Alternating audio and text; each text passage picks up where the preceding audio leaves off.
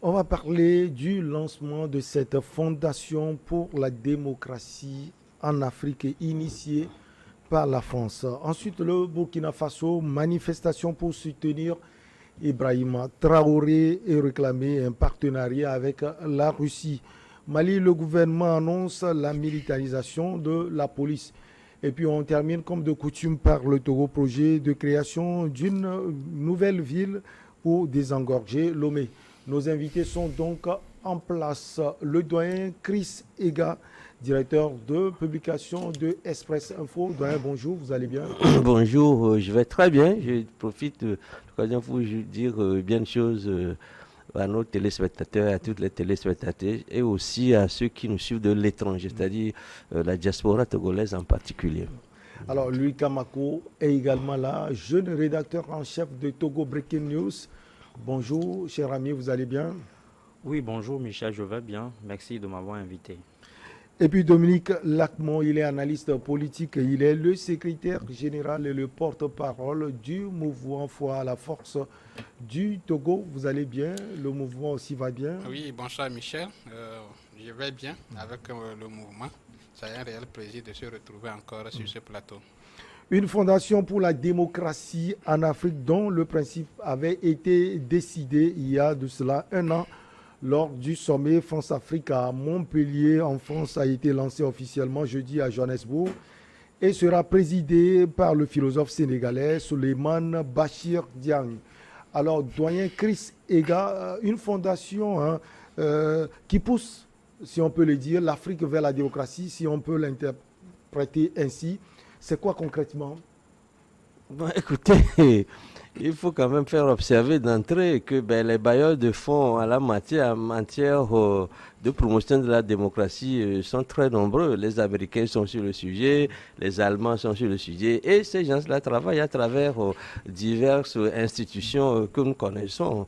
Et je crois que qu'on nous dise aujourd'hui que c'est la France qui vient d'ouvrir un front en la matière, cela ne nous étonne pas, ce n'est pas un événement non plus. Nous connaissons très bien le type de rapport que la France a avec les pays africains. Je crois qu'en ce moment même, si je ne voudrais pas dire que c'est très opportuniste que cela soit lancé maintenant, alors que la France est en difficulté dans plusieurs pays africains, notamment en RDC, au Mali, au Burkina, un peu partout, et que survient le lancement de cette fondation-là, alors que nous sommes entrés officiellement en démocratie en Afrique depuis le discours de la Baule, et que le temps a été donné, et je crois que nous patinons toujours en Afrique. Bon, comme on dit, beaucoup de gens ne gâtent pas la chose, que la France s'y met, alors que déjà, elle a été interpellée sur le sujet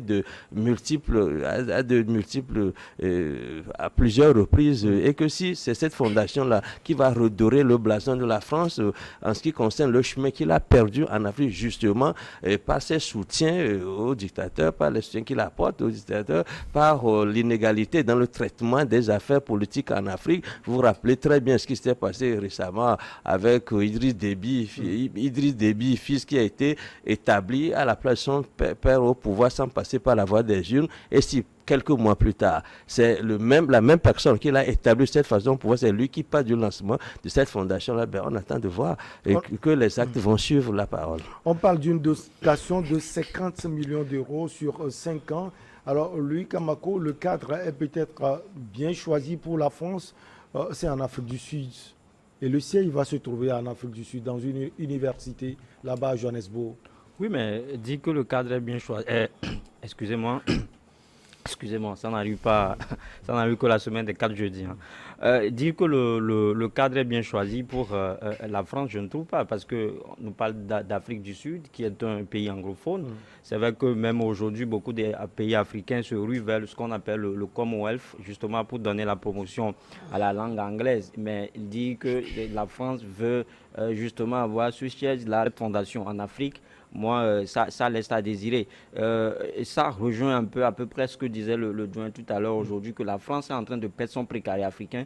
Et donc, compris comme tel, le pays est en train de jouer sur de lancer cette dernière cartouche dans la balance. C'est vrai, la fondation en soi, c'est vrai qu'on l'a dit que c'est une recommandation ou bien c'est l'une des résolutions prises lors du sommet 2021 à Montpellier. Mais l'idée en soi, ça vient justement de ce Camerounais-là, le penseur Achille Mbembe, qui a vraiment étudié ce qu'on appelle le post-colonialisme. Donc aujourd'hui, il trouve qu'il va falloir que les relations entre la France et l'Afrique deviennent une relation entre continent et État.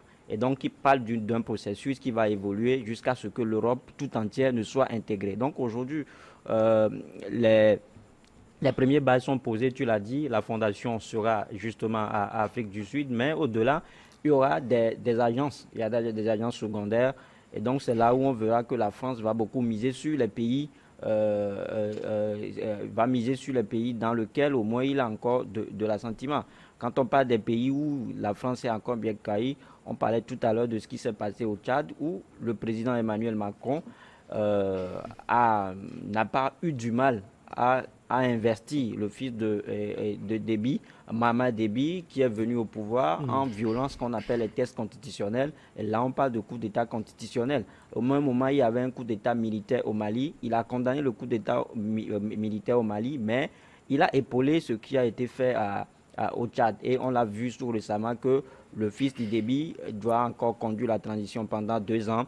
Et il y a même la possibilité de postuler, alors que la charte de la transition, en fait, ne le reconnaissait pas. Donc ça veut dire qu'aujourd'hui, peu importe ce qu'on dit, que la France est devenue non grata sur le continent, il y a toujours de ces personnalités, il y a toujours de ces Africains-là qui continuent par rouler pour ce pays-là, pour justement continuer par maintenir le continent africain sur la servitude.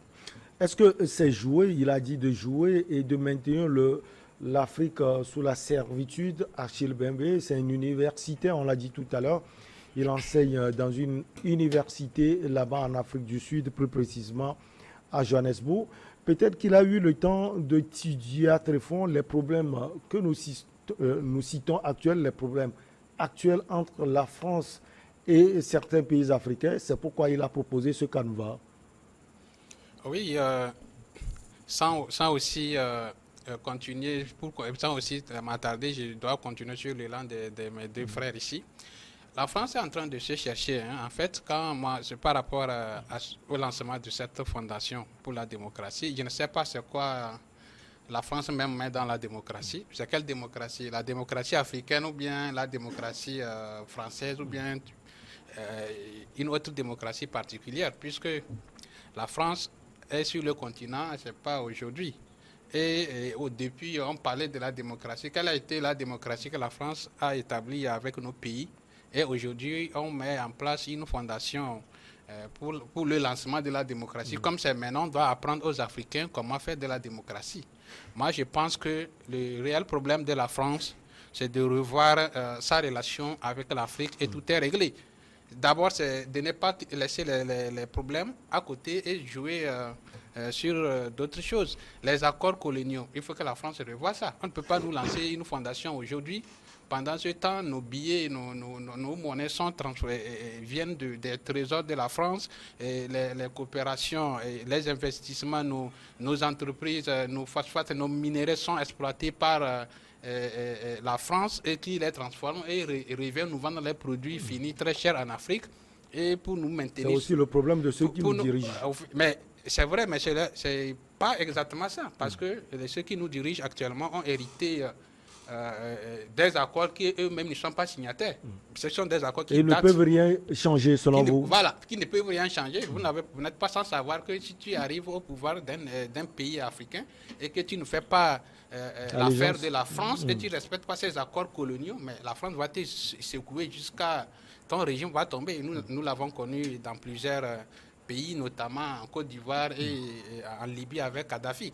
Donc, je ne sais pas si la France actuellement lance cette fondation pour apprendre de la démocratie en Afrique. Nous, notre Afrique, nous avons notre propre démocratie. Et c'est ceux-là qui sont venus nous détruire tout ça. Avant l'arrivée ces Blancs en Afrique, mais les Africains, l'Afrique était quand même divisée en royaumes bien organisés et avec à l'intérieur de chaque royaume des constitutions. Et si on maintenait cela, je ne pense pas que l'Afrique ne devait pas souffrir d'une civilisation pour dire que on a hérité d'une civilisation occidentale qui ne nous permet pas de décoller ou bien il n'y a même pas un réel développement à prendre dans cette civilisation. Et aujourd'hui, on vient parler d'une fondation pour la démocratie en Afrique. Moi, c'est encore une insulte pour nous. La France ne doit pas nous apprendre la démocratie actuellement. Alors, je vais exploiter la chute de Louis Kamako. Il semble dire, sans utiliser le même terme, que Achille Mbembe, oui, c'est Mbembe. Et puis Souleymane Bachir Diagne, par exemple, ils ne sont pas seuls. Il y a d'autres Africains qui seront dans ce projet. Sont des vendus? Bon, en tout cas, il n'y a pas que qui le disent. Si nous prenons déjà la dame de Soti, passez-moi son nom, Nathalie Yamb de Soti, je crois qu'elle a largement insisté sur le sujet, comme quoi, peut-être que les Occidentaux, notamment la France, sont en train de créer un outil pour ravaler ou bien aspirer ces intellectuels-là qui, entre-temps, s'étaient mis en porte-à-faux, justement, avec la France. Rappelez-vous que Achille Mbembe, pendant un bon moment, a été très critique vis-à-vis de la France et vis-à-vis même de l'impérialisme français ainsi que l'impérialisme du monde occidental. Et on l'a constaté aussi par Kako Mboupo, qui a été un chantre en la matière de dénonciation des sévices que nous subissons de la part des ex-colonisateurs qui sont devenus aujourd'hui tout simplement de néocolonialistes qui nous mènent le train et qui nous mènent la vie dure. On a l'impression, c'est vrai en écoutant, et c'est les panafricanistes aujourd'hui qui ont le vent en poupe et que vous connaissez très bien que, entre-temps, la France a essayé par son nouveau président Emmanuel Macron d'aspirer, de donner de grain à moudre à ces gens-là qui sont très offensifs, vis-à-vis de la France et en leur cédant un outil comme celui-là dont nous sommes en train d'assister à l'émergence. On leur donne cet outil, ils vont gérer. Il y a les intellectuels togolais là-dedans, il y a les intellectuels africains, notamment sénégalais, camerounais, Achille Mbembe. Et c'est un symbole fort que cette ONG-là, parce que c'est c'est un statut d'ONG et que la fondation va prendre. Et ce n'est pas pour rien. Et je dis que c'est un signe fort, un symbole fort, que cette fondation-là est son siège principal dans l'université là même dans laquelle le Achille Mbembe enseigne. C'est vrai qu'ils nous ont dit que ça va avoir des antennes régionales en Afrique, je crois au Sénégal qui est un pays francophone et peut-être ailleurs aussi au Kenya je crois, mais à Marseille comme ils le disent. Mais je crois que le but visé par cette fondation-là, selon la critique de certains qui n'ont pas droit de citer dans cette équation-là, c'est de mettre au pas, de faire en sorte que ceux qui sont à la tête de cette rébellion-là contre panafricanisme, contre la France, où je trouve à faire. Et Nathalie Yamb l'avait dit clairement la dernière fois qu'on ne l'y prendrait pas à cette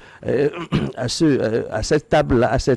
Donc que les gens aujourd'hui disent que la France a beau jeu de vouloir prendre la main, alors qu'il dit que c'est les Africains, notamment la jeunesse africaine et les organisations non gouvernementales, parce qu'au début, c'est ce que Macron avait dit, qu'il est arrivé au pouvoir, il veut donner une autonomie, il veut donner du travail aux organisations non gouvernementales, il veut faire en sorte que la jeunesse africaine prenne son destin en main, c'est ce que Macron avait dit. Et si ce n'est pas à travers des ONG comme celle-là que nous sommes en train de voir, je crois que ce que nous voulons, ce n'est pas la gouvernance par les anagrammes, c'est-à-dire qu'on donne des cycles, etc. On a créé ceci, on a créé cela.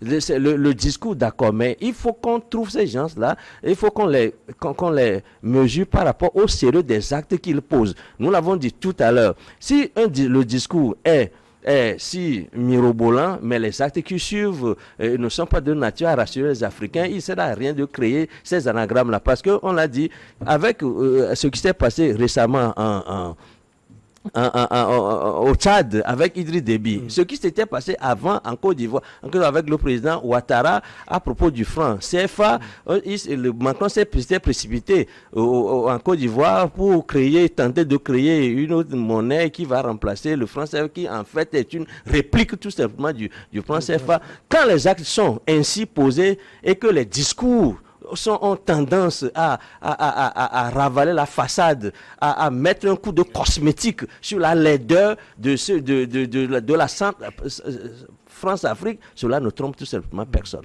Alors, Louis Kamako, on voit visiblement que la France s'oppose peut-être à une puissance, la Russie, parce que j'ai étudié un sujet hier où Prigojine, peut-être que vous le connaissez, l'homme très proche de Poutine, lui applaudit les coups d'État actuels en Afrique. Il a salué ce coup d'État au Burkina Faso. En face, on voit une France qui aussi utilise ses moyens. Est-ce que, comme vous avez l'habitude, est-ce qu'on peut critiquer la France d'essayer autrement son partenariat avec l'Afrique alors que certains applaudissent le coup d'État? Non, mais ce que la France est en train de faire, ce sont les agissements, les derniers agissements d'une personne à l'agonie. C'est ce qu'elle est en train de faire. Maintenant, dire que la France veut concurrencer la Russie, je pense que ça, on le sait déjà, c'est un secret de polichinelle, parce que la guerre, ça se joue entre ces deux puissances-là. Mais malheureusement pour la France, je l'ai toujours dit, la Russie a été colonisée. Donc la Russie, à un moment donné, a été à l'école de la colonisation. Elle sait ce que veulent les coloniser et ce qu'elles ne veulent pas. Donc c'est pour ça la Russie, à un moment donné, a essayé d'étudier les failles, a essayé d'étudier la présence française sur le sol africain pendant des années et a pu relever les erreurs, les échecs de la France. Donc aujourd'hui, la Russie est en train de surfer sur cela. C'est pourquoi vous allez voir qu'aujourd'hui, il y a cette affluence-là, tout le monde se raffifole en fait de la Russie. Tout le monde veut avoir la Russie dans son camp. Et ce qui c'est, je disais tout à l'heure qu'il y a beaucoup de pays qui vont voir ce qu'on appelle le Commonwealth. C'est une façon déguisée en fait de dire à la France qu'aujourd'hui on n'a plus besoin de vous. Parce que depuis 60 ans, la France reste toujours notre métropole, mais le pays, les Africains n'ont toujours pas bougé. Les Africains n'ont pas connu un développement digne de ce nom. Donc à un moment donné, quelqu'un le disait tout à l'heure, vous êtes là, vous arrivez au pouvoir, on vous impose les contrats, vous avez des comptes à rendre. Vous le permettez, on va marquer la pause. On va revenir sur ce sujet avant de filer au Burkina Faso.